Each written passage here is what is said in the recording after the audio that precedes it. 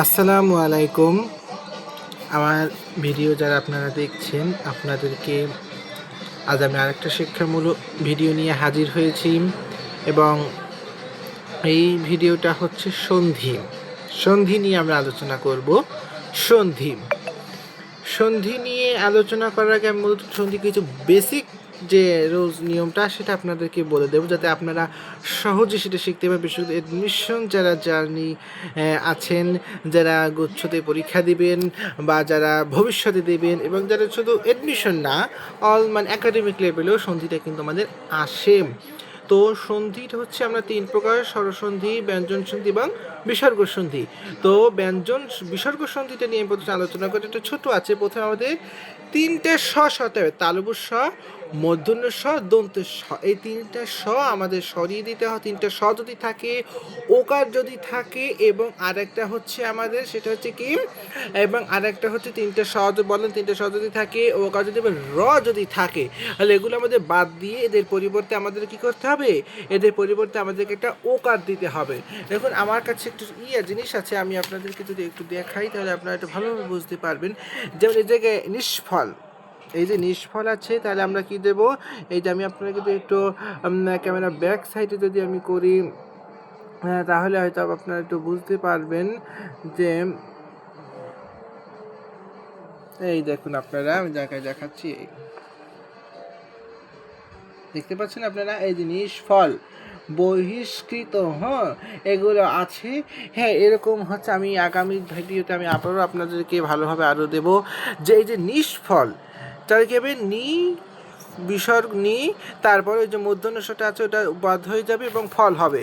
তারপর আছে বহিষ্কৃত, বহিযোগকৃত হবে। হ্যাঁ, এরকম আছে। এরপর আমরা এইগুলো থাকলে আমাদের কী করতে হবে? সরিয়ে ফেলতে হবে। এবার আমরা আসবো বিসর্গ ব্যঞ্জন সন্ধিতে। ব্যঞ্জন সন্ধিতে আমাদেরকে একটা আমি বলে দিই: ডোনাদি তাজালিচু, ড, ন, দ, ত, জ, ল, চ।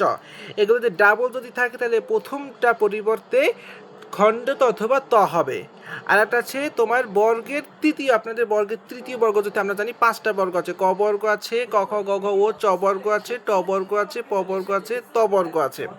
এই তৃতীয় ধ্বনি থাকলে প্রথম ধ্বনি, যেমন গ যদি থাকে ক হয়ে যাবে, জ যদি থাকে চ হয়ে যাবে, প ফ ব যদি থাকে প হয়ে যাবে, ত থ দ যদি থাকে আবার ত হয়ে যাবে। এরকম তৃতীয় বর্গ থাকলে প্রথম ধ্বনিটা হয়ে যাবে।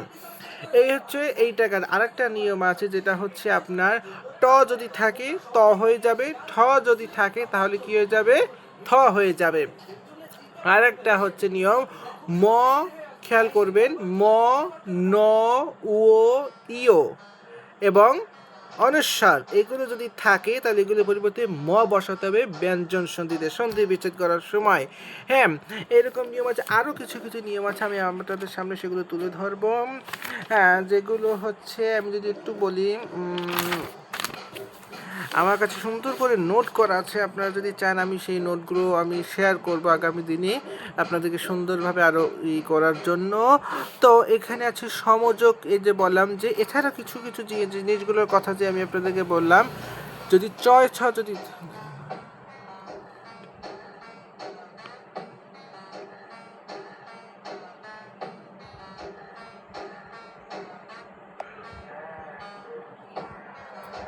তো আর একটা যদি যে সেটা আমি বললাম যে সেটা হচ্ছে যে যে যদি চয়েস যদি থাকে, আমি শেষ করব, সম্পূর্ণ আমি পারবো না, এটা অনেক দীর্ঘ আলোচনা, আমি আর পর্যন্ত সংক্ষেপে যদি বোঝা যে যে যে চয়েস যদি থাকে, তো প্রথম চয়ের পরিবর্তে খণ্ডত অথবা ত হবে এবং দ্বিতীয় ছয়ের পরিবর্তে তালুবস্য হবে।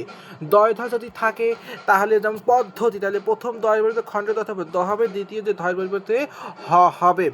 আমি আজকে এই পর্যন্ত শেষ করলাম। আগামী দিনে আমি স্বরসন্ধিটা এবং বাকি যেগুলো তো নিয়ে হয়ে আছে ওগুলো আরও সুন্দর করে খাতায় একেবারে উদাহরণ টেনে টেনে আমি আপনাদের সামনে তুলে ধরবো। ততক্ষণ পর্যন্ত সবাই সুস্থ থাকবেন এবং আমার এই ভিডিও যারা দেখছেন যদি লাইক এবং এই সাবস্ক্রাইব করে পাশে থাকবেন, যেন আরও সুন্দর সুন্দর শিক্ষণীয় ভিডিও আমি আপনাদের সামনে তুলে ধরতে পারি। আসসালামু আলাইকুম।